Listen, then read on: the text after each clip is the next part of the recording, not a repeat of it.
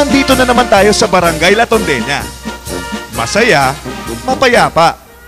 Tahanan ng mga magigilas, masisipag at magagaling. Nung huling taon, binuksan natin ang kabanata na nagdulot sa atin ng saya at tagumpay.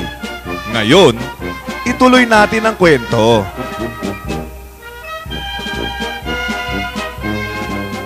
Noong nakalipas na taon, nakilala natin ang Bantay Barangay, isang temang tumatalakay sa pagpapakitang gilas sa estratehiya at sa direksyon ng La Tondena.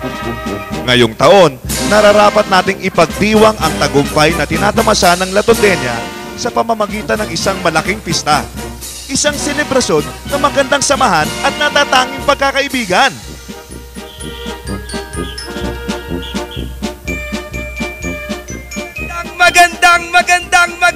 Magandang umaga po mga kapatid! Okay ba kayo dyan?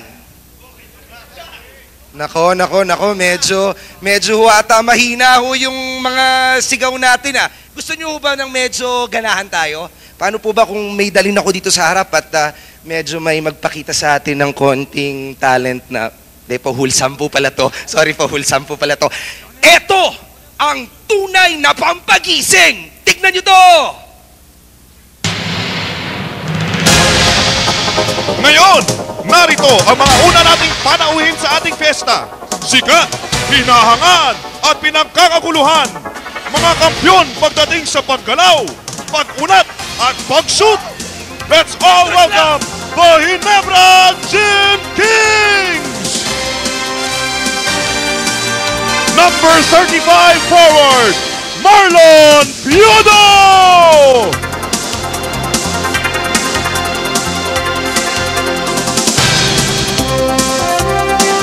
Number 71 off guard, Jeff Sanders!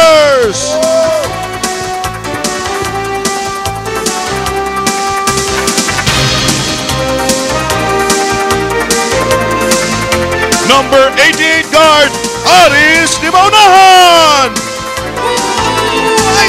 Idol!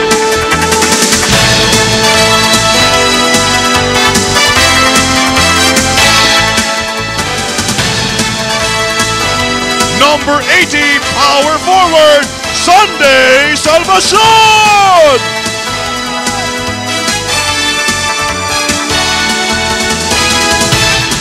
Number 19, forward, Gilbert Malabanan!